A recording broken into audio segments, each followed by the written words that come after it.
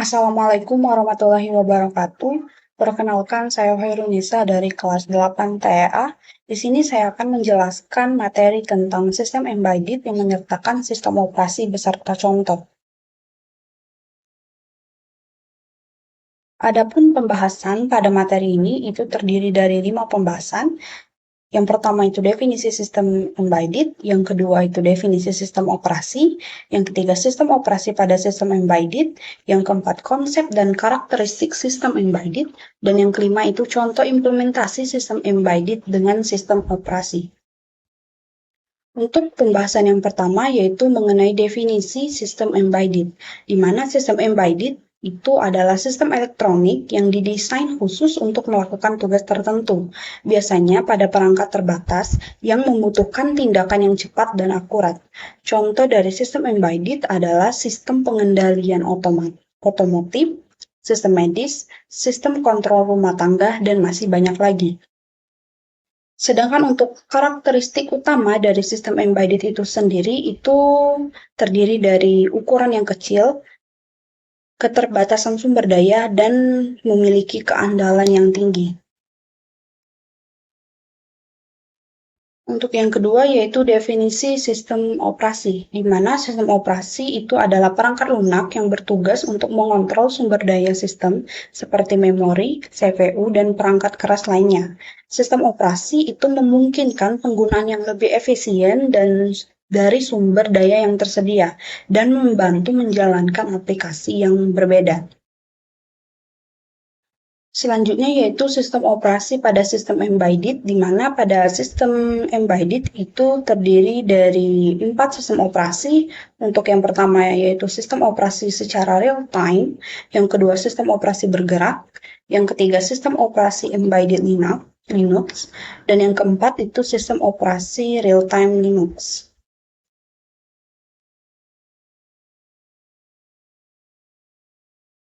Adapun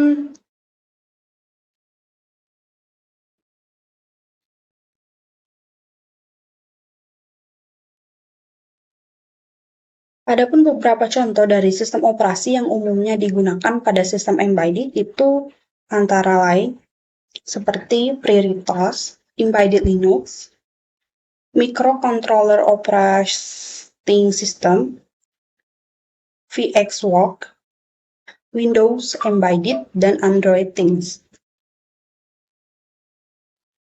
Untuk yang selanjutnya yaitu konsep dan karakteristik sistem embedded, di mana konsep utama dari sistem embedded itu terintegrasi ke dalam produk atau perangkat yang lebih besar dan tidak memiliki interaksi langsung dengan pengguna akhir, di mana karakteristik dari sistem embedded itu ada 8. Untuk yang pertama itu tertanam dalam suatu produk atau perangkat, yang kedua itu kinerja yang tinggi, yang ketiga memiliki batas sumber daya, yang keempat lingkungan kerja yang terbatas, yang kelima tidak perlu interaksi langsung dengan pengguna, keenam kecil dan ringan, 7 tingkat kehandalan yang tinggi, dan 8 itu biaya yang rendah.